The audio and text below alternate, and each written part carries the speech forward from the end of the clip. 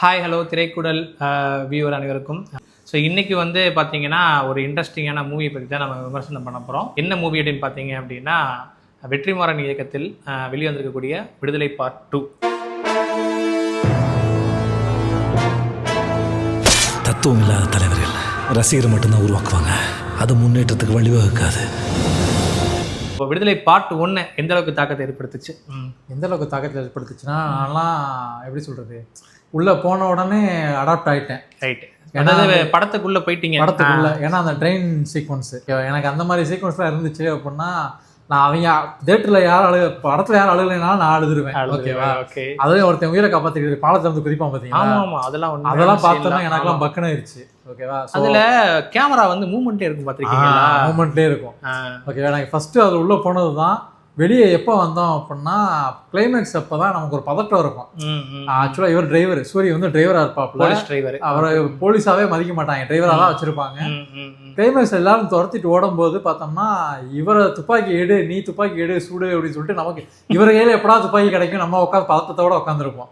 அந்த மாதிரி தான் அந்த காட்சிகள் அமைச்சிருப்பாங்க. கிட்டத்தட்ட பார்த்தீங்கன்னா விடுதலை பார்ட் 1 பார்த்தீங்கன்னா ஹீரோவா வந்து சூரியும், கூடுதல் நான் கெஸ்ட் ரோல் வந்து கதையை நாயகனாக விஜய் சேதுபதியும் வந்து டிராவல் பண்ணியிருப்பாப்ல.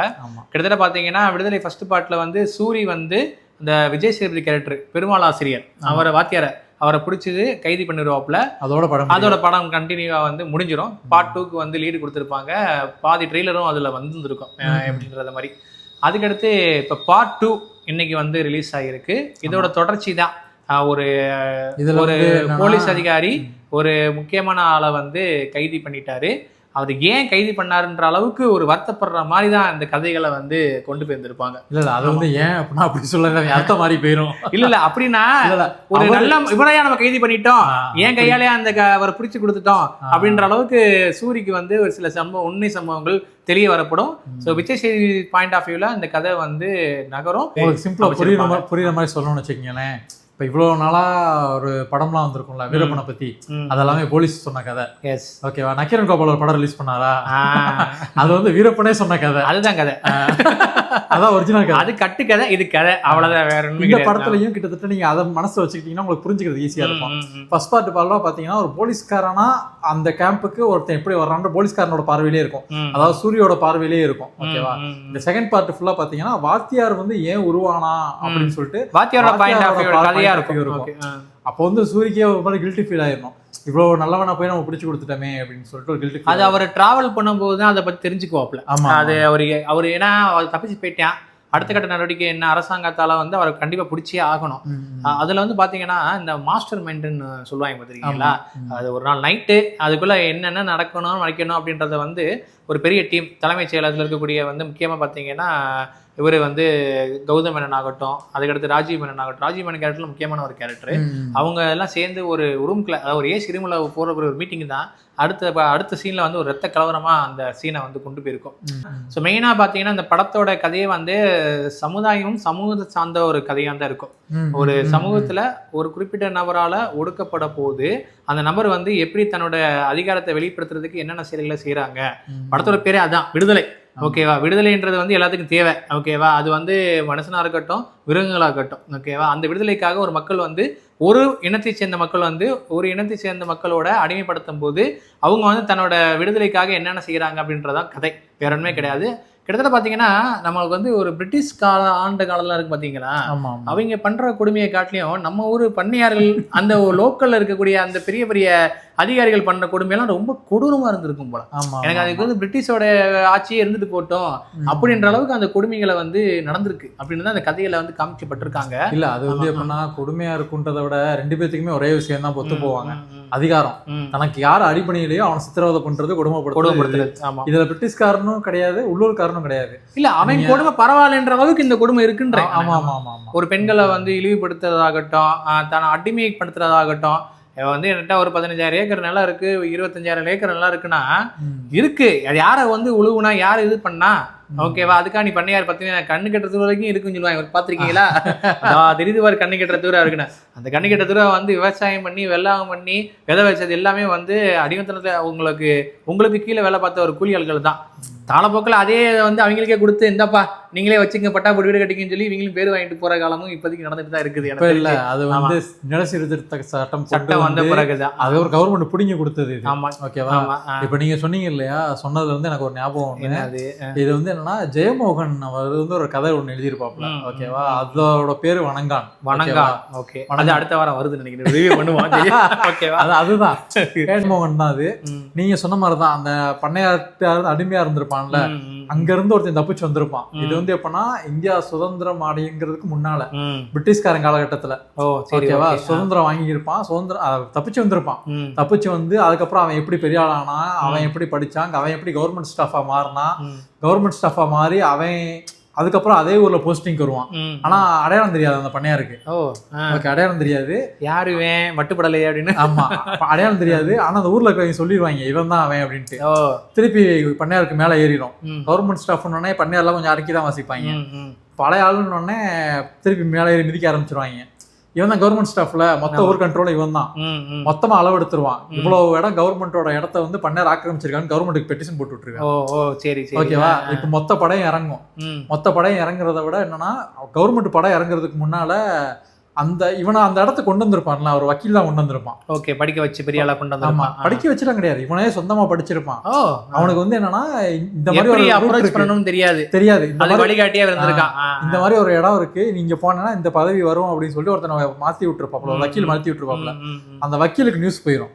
வக்கீலுக்கு நியூஸ் போன உடனே பார்த்தோம்னா அந்த வக்கீல் வந்து என்ன பண்ணுவாரு, அடிக்கலாம் மாட்டாப்ல, எந்த பஞ்சாயத்தும் கிடையாது. அவங்க ஆளுங்களோட ஒரு யானையை கூட்டு வருவாப்புல. யானையை கூட்டு வந்து இவனை யானை மேல ஏறி உட்கார வை அப்படின்னு சொல்லிட்டு யானை கூட்டு வந்து பண்ணா வீட்டுக்கே போயிடுவோம், பணக்காரன் வீட்டுக்கு. ஓகேவா? போயிட்டு நிப்பாட்டி வச்சோம் அப்படின்னா பண்ண வீடு இருக்கும், அதுக்கு நேர் எதிர யானை இருக்கும், இவன் மேலே உட்காந்துருப்பான். இப்ப இவன் பார்வையில் பார்த்தோம்னா வீடு சின்னதா இருக்கும். அந்த ஊர்லயே பெரிய ஆளா இருக்கிற மாதிரி, அந்த ஊர்லயே பார்த்தோம்னா பண்ணக்காரன வீடு தான் பெரிய வீடு. இப்ப பார்த்தோம்னா அந்த பண்ண வீட்டோட இவன் பெரிய ஆளா இருப்பான். ஓகேவா? அப்போ வந்து அவன் ஒரு டைலாக்ஸ் தான் பேசுவான்.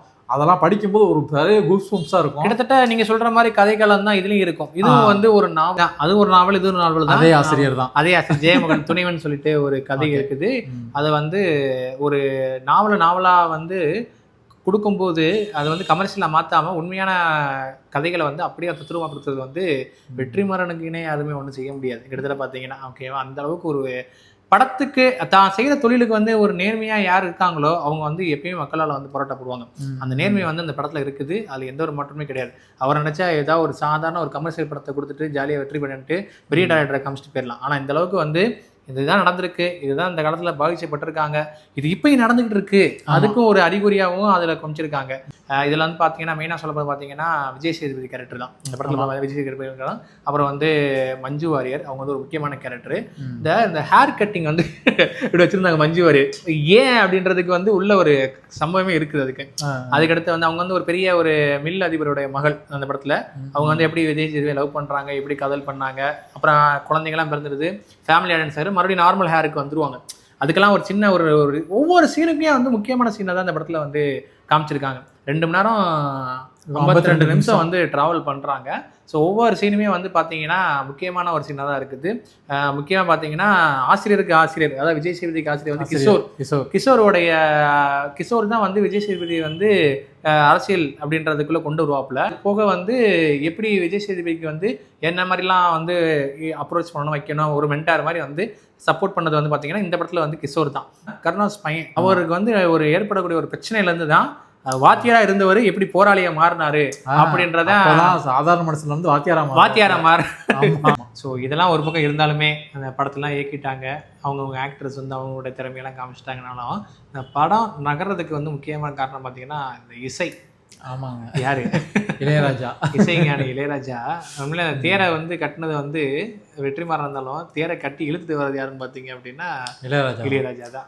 அந்த கிளைமேக்ஸ் ஃபைட்ல எல்லாம் பார்த்தோம்னா அந்த பிஜிஎம் இருக்குல்ல, அது எங்கேயுமே செட் ஆயிருக்காது. ஓகே, ஒரு பக்கம் கேமரா ஒர்க்கு எடிட்டிங் ஒரு பக்கம் இருந்தாலுமே மியூசிக் வந்து பார்த்தீங்கன்னா அந்த அளவுக்கு இது வந்து உண்மையிலே பார்த்தீங்கன்னா நல்லா ஒரு கதைக்கு அதாவது ஒரு மியூசிக் டேரக்டராக எடுத்துட்டீங்க அப்படின்னா படத்தில் ஆரம்பத்துலேருந்து முடிக்கிற வரைக்கும் மியூசிக் போட்டுகிட்டே இருந்திருப்பேன்.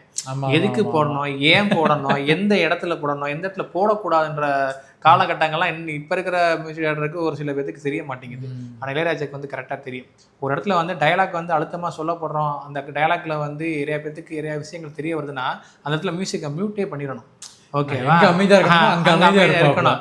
எங்க தேவைப்படுதோ அந்த இடம் தேவைப்படுது. தேவைன்ற இடத்துல மட்டும் தான் மியூசிக் இருக்கும். தேவையில்லாத இடத்துல வந்து அங்க காட்சிகளை தான், வசனங்களை தான் மூவ்மெண்ட் ஆகும். அது வந்து கரெக்டா அந்த காலத்துல இருந்து இப்போ வரைக்கும் ஃபாலோ பண்ற ஒரே ஆளு வந்து இளையராஜா தான். அவரை பற்றி ஏகப்பட்ட விமர்சனங்கள் ஒரு பக்கம் இருந்தாலும் இசைக்கு அவர் தான். அதில் எந்த ஒரு தொழில் இருக்காது.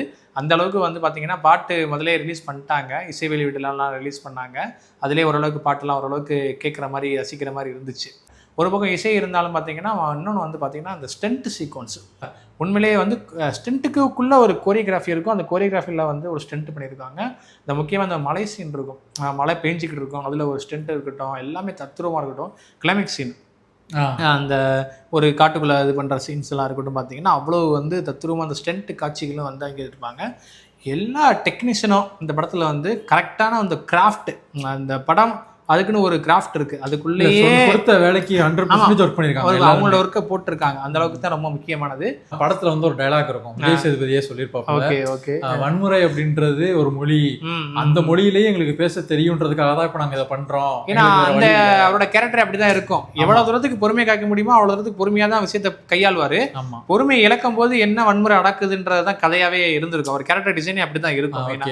இப்ப இந்த விஷயம் இருக்குல்ல, இதை வந்து என்னன்னா இப்போ ஒரு 90s கிட்ட இருக்கிறவன் இல்லை அதுக்கு முன்ன காலகட்டத்தில் இருக்கவன் இது சரி இது தப்பு இந்த செயலை பண்ணுனா என்ன பின்விளைவு வரும்னு யோசிச்சுட்டு பண்ணுவான். இந்த 90s கிட்டுக்கு அப்புறம் இருக்காங்க இல்லை, அந்த 2K கிட்டு, அது 2K கிட்டுக்கு அப்புறம் வந்தவங்க, இவங்க எல்லாம் சரி தப்புலாம் யோசிக்கிறது இல்லை. அது எனக்கு வேணுமா வேணாமா அவ்வளவுதான். இதெல்லாம் பிரச்சனை இல்லை. ஓகே, அப்படி இருக்காங்க. இந்த வாரம் வெற்றிமாறன் இயக்கத்தில் வெளியிடக்கூடிய விடுதலை படத்தை வந்து விமர்சனம் பண்ணோம். ஸோ படத்தில் வந்து பார்த்தீங்கன்னா ரத்த காட்சிகள் நிறையா இருக்குது. ஸோ ஃபேமிலியாக போறீங்க அப்படின்னா குழந்தைங்களை வந்து அவாய்ட் பண்ணிடுங்க. அந்தளவுக்கு சில இன்ஃபர்மேஷன்லாம் உள்ளே இருக்குது, அதை நம்ம பார்க்க முடியாது, ஏஜ் சர்டிஃபிகேட் தான். ஸோ அது மற்றபடி பார்த்தீங்கன்னா எல்லாரும் பார்க்க வேண்டிய படம் தான் அந்த விடுதலை பார்ட் 2. ஓகே, ஸோ இந்த வாரம் பார்த்து என்ஜாய் பண்ணுங்கள். பார்த்துட்டு எப்படி இருக்குன்றதை கீழே கமெண்ட்ஸில் மென்ஷன் பண்ணுங்கள் உங்களுடைய கருத்துக்களை. ஸோ மீண்டும் அடுத்த வாரம் இன்னொரு திரை விமர்சனத்தில் நான் உங்களை மீட் பண்ணுறோம். Okay, by.